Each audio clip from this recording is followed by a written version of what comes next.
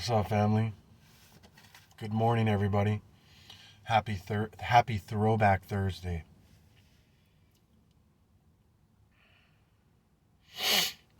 Shout out to all the great music out there and all the great musicians.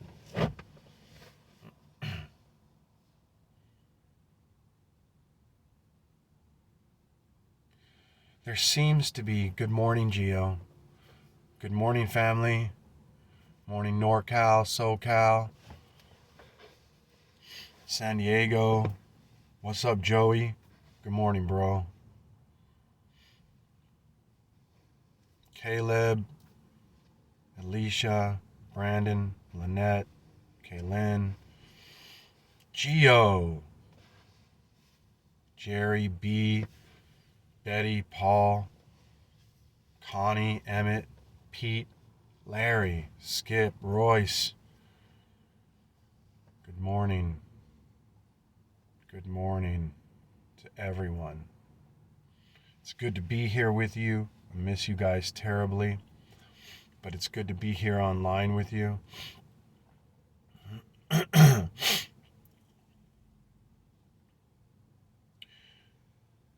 Even being empty and being surrendered to the will of God is not, I don't really know how to explain this, but so there seems to be an issue with this idea of nothingness. It has a little bit to do with what I'm talking about when I say that we need to be empty and totally surrendered to the will of God, that there's no will outside of the will of God. And what does it mean to be truly surrendered, truly empty? And is there any self really there? Are we really empty, or am I just saying that? What is this whole idea of nothingness? People seem to be caught up within this idea of nothingness. They don't know what to make of it. They don't know how to comprehend it. They're not sure what's being said, and they're caught up in this term.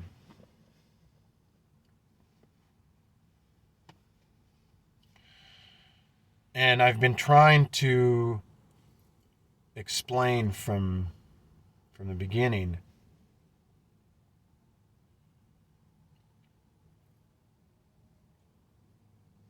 the idea of taking no thought.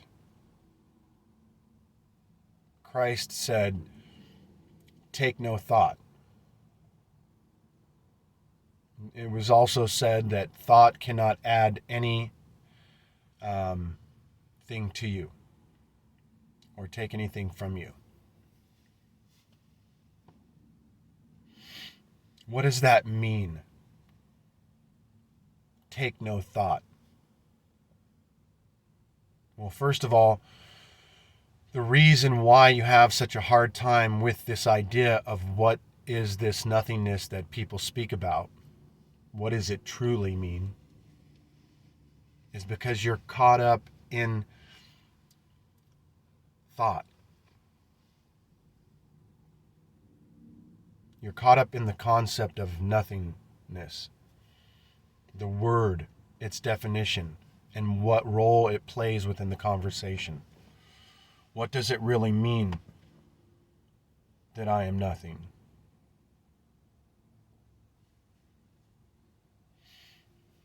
Well, while everything is your own responsibility to work out your own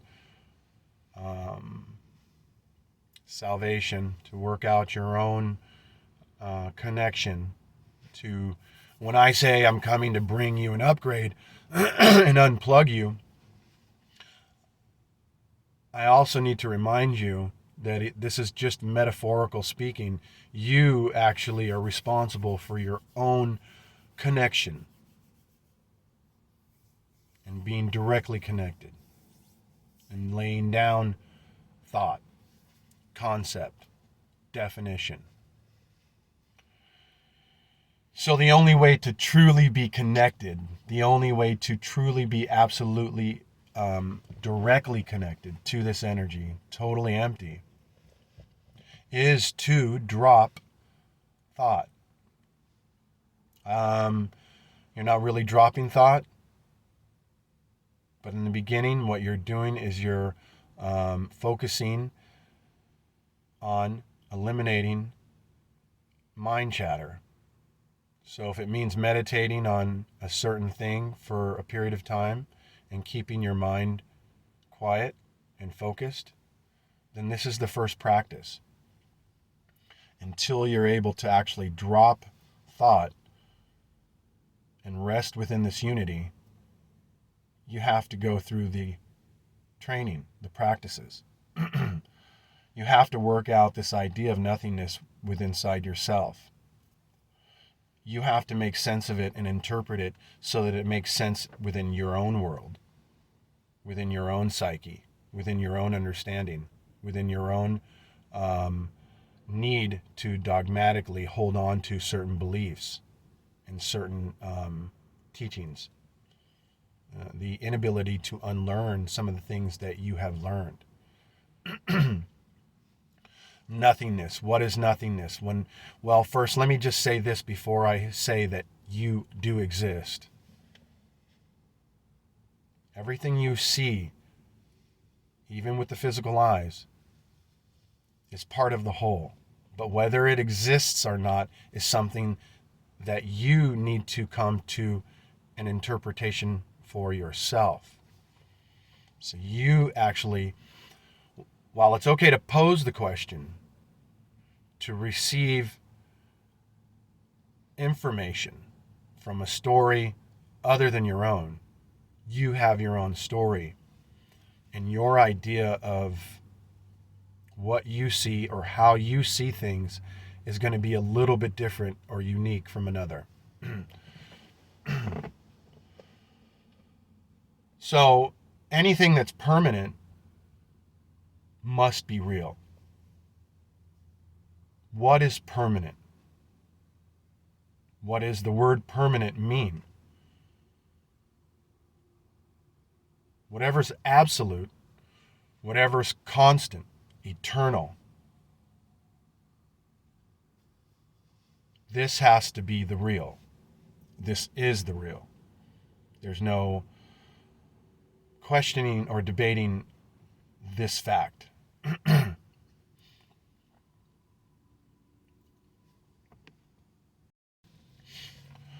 So we can't debate that absolute fact. So if everything that's permanent,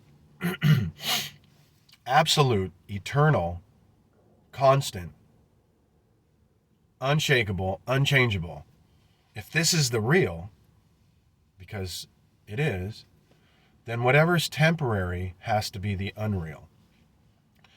Whatever seems to have a birth and must die, or whatever seems to have been created, the things around us that seem to be here one day and are gone the next,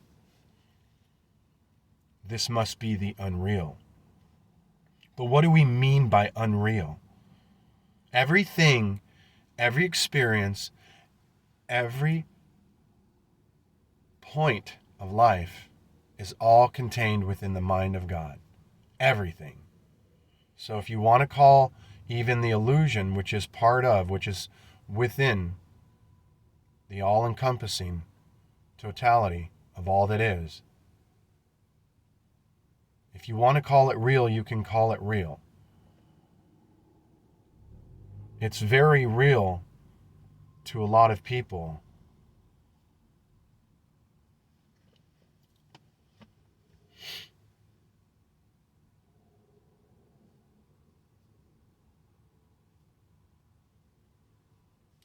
But in reality, within the context of absolute, constant eternality,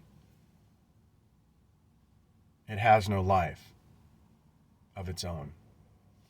This body, again, which has seemed to have a birth and must die, has no life of its own. So if you remove you from the body itself will will drop. Will go back to its source. Just like on a movie when you see something disintegrate, it's the same thing, from dust to dust and back to dust to dust. The body itself has no life of its own. You are the only thing animating this body. You give consciousness to this expression, and this expression is nothing other than energy. This form you see is not solid. It's just energy vibrating at a certain frequency, and it's being caused by you. So the body itself, if you remove you from the form, which you really, you can't, that these are words. You don't remove yourself from the form. You and the form are one. You express the form through your own desire and love.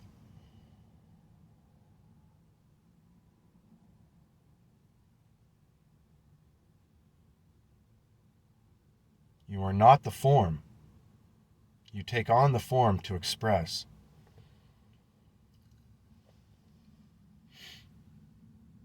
You are permanent.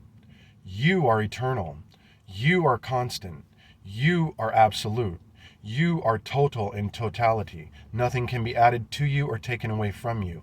And it doesn't matter whether you're in the illusion or out of the illusion, aware of the illusion or not aware of the illusion, conscious of it or not.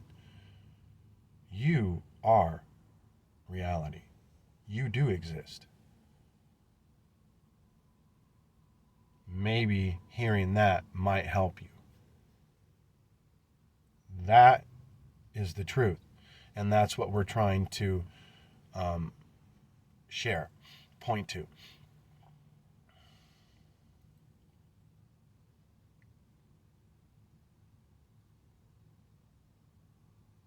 Another thing that we can look at, if you take eternity and you look at everything and you say God is all in all, God is everything, God is in everything, God is everything, it's all in the mind of God. And so again, this brings us back to words, definitions, thought, and concept. So if you take everything that was created through the dividing up and naming and defining, and you remove all that thought, you remove all those words, you remove the concepts, you remove the definitions, and you remove word completely.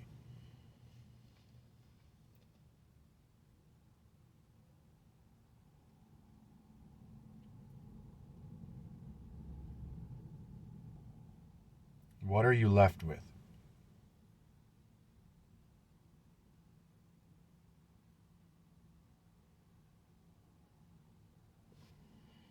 You're left with isness. Where did this word come, isness, anyway? That which is.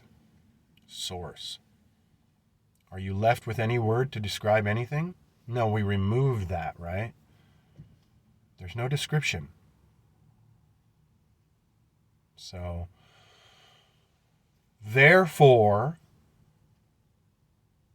there's no name and no form. Nothing temporary exists. Only God exists. And everything that exists within the mind of God.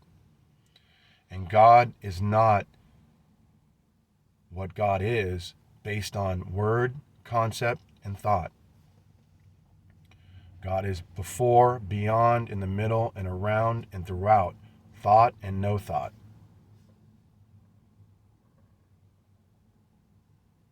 So where thought comes in, illusion comes in, birth comes in, creation comes in, imagination comes in, form comes in, division comes in, separation comes in. from thought. It's all a play of words that point, or that these words are used in order that we can divide up and name and define things and animals and plants and bugs and everything else you see. The unlimited, everything is part of eternality. That's why it's a paradox. So while it might be nothing, it's also something. And I know it's difficult, but again, this is your journey. This is your responsibility to understand or become aware of that which you desire to become aware of. So there's an unlimited amount, which is very much a word used within eternity. Infinite. There's an infinite amount of divided things that we give names to. Unlimited. You can't even, comprehend it. I'm not too sure if it's unlimited, but it's enough of a, it's constant. And it is, as you see the spiral, and as it, when you look at some of the images and the spirals that go in on each other, it looks as though it's eternal. It just keeps going in and in and in and in and in, and that's kind of what it's like.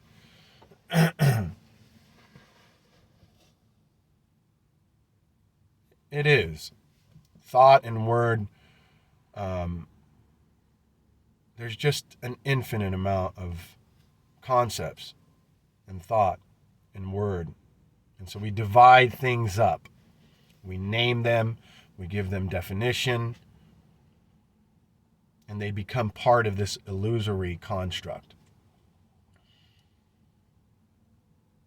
So you're just getting caught up in words, is all. And if it feels good for you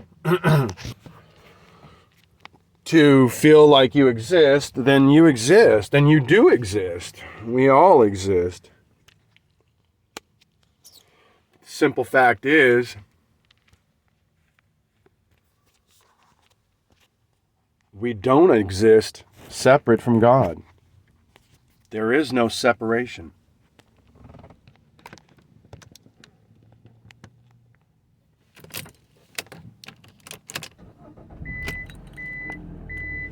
So this idea of separateness, I know, the car is loud.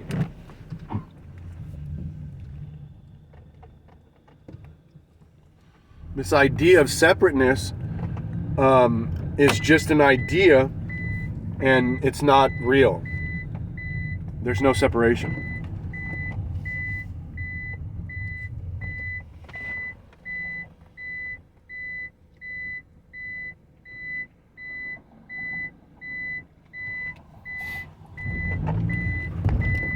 And the reason why it's difficult to live out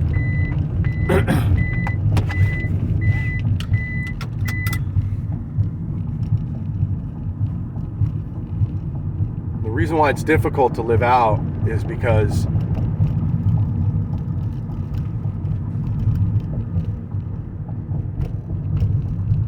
it's totally foreign. It goes against it goes against your construct, this illusion. It goes against how everyone else in your life is living. No one is living in a awareness of their true divine nature. No one. And so, no one around you, as far as I know, besides myself, if I'm around you now. Well, we are actually all are living as I speak, but most of us are caught up in this construct and are not aware of our totality. We're not aware of our unity. We're not aware of our divine nature. We are divine. You're here with me, and you are everything. But you're just not aware because there's something blocking your awareness. And that's this construct of thought. And that's why we get caught up in words. What does it mean, this nothingness? What do you mean I don't exist?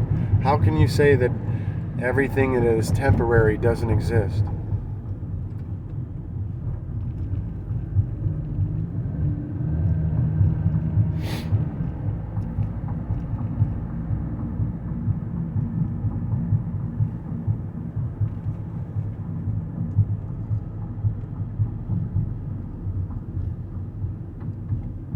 If existence in its definition constitutes life, life in its definition constitutes eternality. For something to exist, it would need to exist and have life in totality.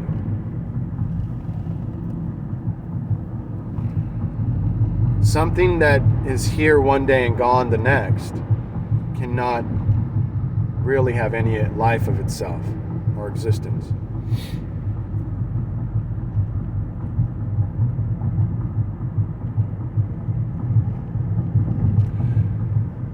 You can call it like a garment, but the garment that you put on, this body, even though it's something that's not you, you are not the garment, it becomes you when you put it on. So when you put the clothes on, the clothes become you. They have no choice. It's illusory. But you're still not the clothes. You're still not the garment. And you can change anytime you want. There's such a big need to get online here. And I know that these there's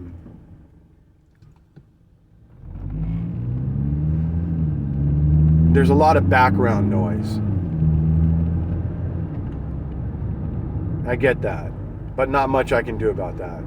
And so we leave it to fluff out those that are really not for this group.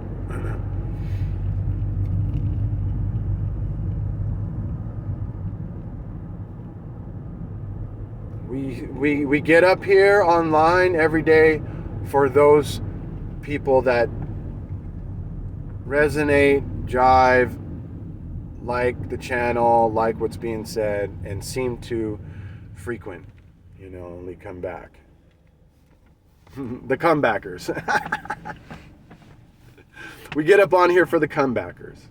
How could I get up on here for those that, heard me say something and never came back? That's not who we're here for. We're here for those that listen and come back and share.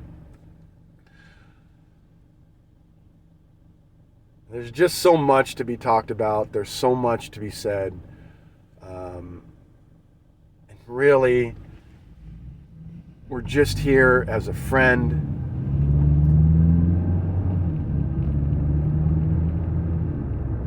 To throw around the idea of non-duality within our own circle, within our own intellect, within our own conditioned story.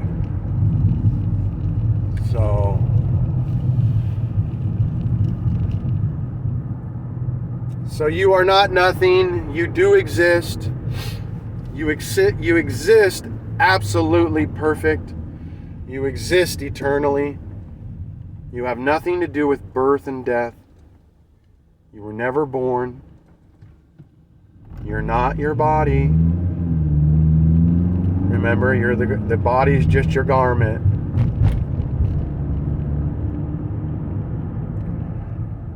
And it's not even something you put on. It's something you express through your own energy. So, in a way, paradoxically, you could say that the body itself is you as well. Part of you, an extension of you, an expression of you.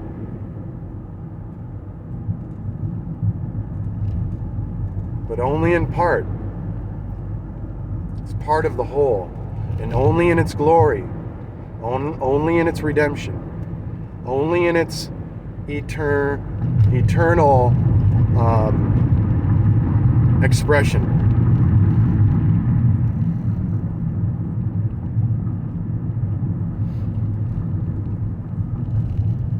There's a veil of thought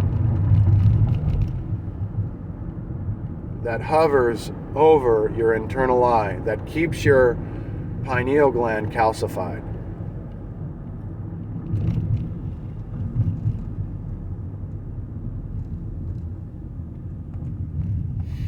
I don't think I've ever heard anyone mention this, but your pineal gland in its calcifying state is mainly occurs because of your thought. How you think, what you think.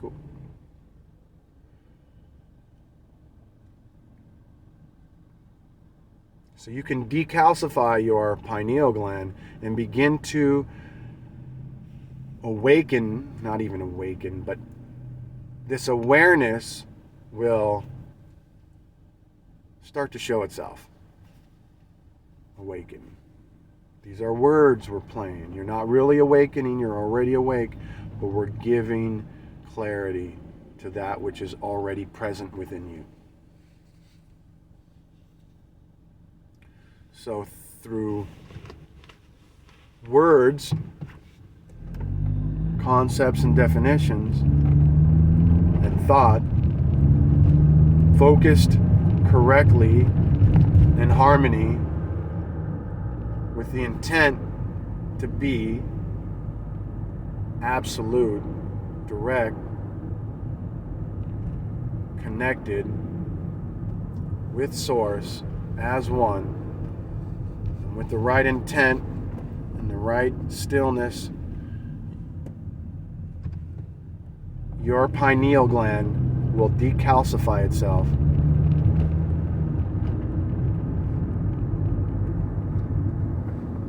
and be available for you.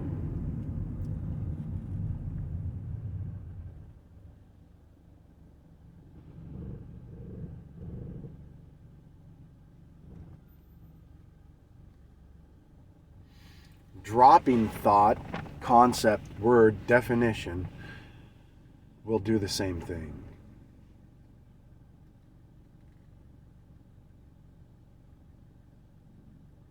But sometimes it can be difficult to move from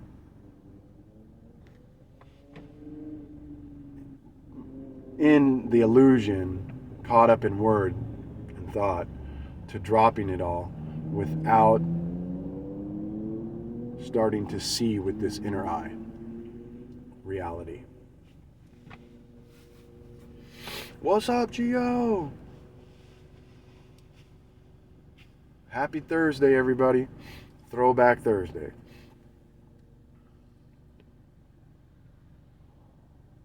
So you do exist.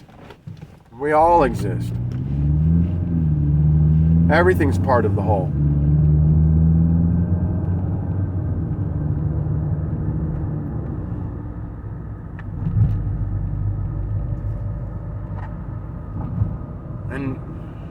What doesn't exist is your sin. What doesn't exist is your doubt. What doesn't exist is your fear. What doesn't exist is your confusion. What doesn't exist is your pride. What doesn't exist is you being separate from all that is. What doesn't exist is you and your thoughts of why me? Oh, poor me. Oh, what about me? Oh, all this belly crawling, mud sucking, less than unworthy thinking really has no place. Then again, everything does and doesn't. It's really important that we get this paradoxical understanding about life. So if you're stuck on the word nothingness, well then you are nothing, absolutely nothing, and you are also everything at once. Can you get that? Maybe not. How could I be nothing and everything at the same time? Because you are not this concept do you believe yourself to be. You are the totality. You are the source itself. You're everything, and yet, so you can take on the identity of anything and everything at once and nothing at the same time.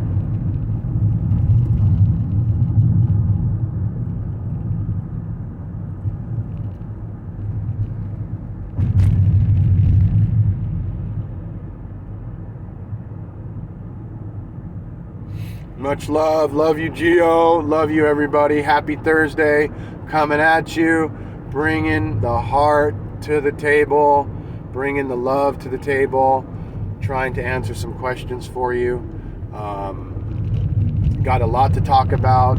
I'll be back with you in a little bit. Much love, everybody.